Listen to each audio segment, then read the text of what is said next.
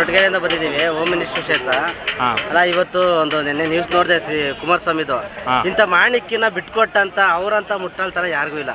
ಯಾಕೆಂದ್ರೆ ನೆನ್ನೆ ಏನೋ ಒಂದು ಹೇಳಿದ್ರು, ಏನೋ ದೊಡ್ಡದಾಗಿ ಅರಸು ದಾಖಲೆ ಮುರಿತಾರಂತೆ, ಅದಂತೆ ಇದಂತೆ ಅಂತೆ, ದೊಡ್ಡ ಪ್ರೋಗ್ರಾಮ್ ಅಂತೆ, ಅಂಥವೆಲ್ಲ ಬರೋದು ಅಂತಂದ್ರಲ್ಲ. ಇವರು MLA ಕ್ಷೇತ್ರನ ಯಾಕ್ರಿ ಬಿಟ್ಕೊಟ್ರು ಚನ್ನಪಟ್ಟಣಕ್ಕೆ? ಇವ್ರಿಗೆ ಒಂದು ಅಧಿಕಾರ ಸಿಗುತ್ತೆ, ಈ ಕೇಂದ್ರಕ್ಕೆ ಹೋಗ್ಬೇಕಂದ್ರೆ ಇವರು ನಮ್ಮ ಮಾತೆತ್ತರೆ ನಮ್ಮ ಮಣ್ಣಿನ ನಮ್ಮ ನಾಡಲ್ಲಿ ಇರ್ತೀನಿ, ಕರ್ನಾಟಕದಲ್ಲಿ ಇರ್ತೀನಿ, ಅಲ್ಲೇ ಇರ್ತೀನಿ, ಇಲ್ಲಿ ಇರ್ತೀನಿ ಅಂತಾರಲ್ಲ. ಇವ್ರು ಯಾಕ್ರಿ ಹೋದ್ರು ಕೇಂದ್ರಕ್ಕೆ? ಒಂದು MP ಸೀಟ್ ಸಿಗುತ್ತೆ, ಇವ್ರಿಗೆ ಜ್ಞಾನ ಬೇಡವಾ ಇವ್ರಿಗೆ? ಇಂಥ ಬಂಗಾರನ ಬಿಟ್ಕೊಟ್ಟ ಅಂತ ಇವರೇ ಮುಟ್ಟಲ್ತನ್ನ ಈಗ ಬಂದ್ಬಿಟ್ಟು ನಮ್ಮ ಕಾಂಗ್ರೆಸ್ ಇವ್ರನ್ನ. ಯಾಕೆಂದ್ರೆ ಇವ್ರದ್ದು ನೋಡಕ್ ತಡ್ಕೊಳಕ್ ಆಗ್ತಾನವಲ್ಲ, ಅದು ಒಂದು ಉದ್ದೇಶಕ್ಕೆ ನನ್ನ ಹೇಳ್ತಾ ಇದಾರೆ ಕುಮಾರಸ್ವಾಮಿ ಅವರು. ನಿನ್ನೆ ಹೇಳಿದಾರೆ ರೆಕಾರ್ಡ್ ಮುರಿಯೋದು ದೊಡ್ಡ ವಿಚಾರಣೆ ಅಲ್ಲ, ಅದನ್ನೇ ಹೇಳ್ತಾರೆ ನಾನು ಸರ್. ಇವತ್ತು ನೋಡಿ ಸರ್, ಇವತ್ತು ಯಾವುದೇ ಒಂದು ದುಡ್ಡು ಯಾವುದೇ ಪಕ್ಷದಿಂದ ಬಂದಿಲ್ಲ ಸರ್. ಪ್ರತಿಯೊಬ್ಬ ಯಾರು ನಮ್ಮಂತ ದುಡ್ಡು ಜನಸಾಮಾನ್ಯ ಮನೆಯಿಂದ ಗೋಳಿ ತಗೊಂಡು ನಾವು ಅನ್ನ ಹಾಕಿದೀವಿ ಸರ್.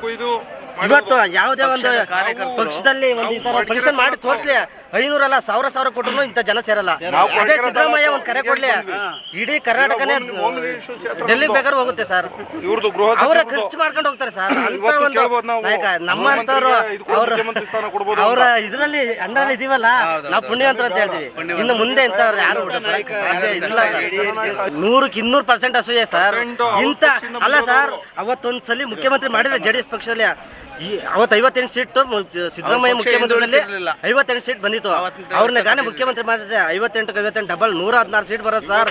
ನಮ್ಮ ಕರ್ನಾಟಕದಲ್ಲಿ ಯಾವ BJP ಕಾಂಗ್ರೆಸ್ ಬರ್ತಿರಲ್ಲ ಸರ್, JDS ಇರೋದು. ಅಂತ ಮಾಣಿಕ್ಯನ ಕಳ್ಕೊಂಡವ್ರು ಇವರು. ಅಂತ ಬಂಗಾರನ ಯಾರನು ಸರ್ ಇವರು ಮನೆಗೋಸ್ಕರ ಕಳ್ಕೊಂಡಿದ್ದಾರೆ ಸರ್, ಕುಟುಂಬಕ್ಕೋಸ್ಕರ. ಜನಕ್ಕೆ ಒಳ್ಳೆಯ ಕುಟುಂಬದವ್ರನ್ನ ಇವಾಗ ನೆನ್ನೆ ಅಷ್ಟು ಉರಿ ಬಂದಿದೆ.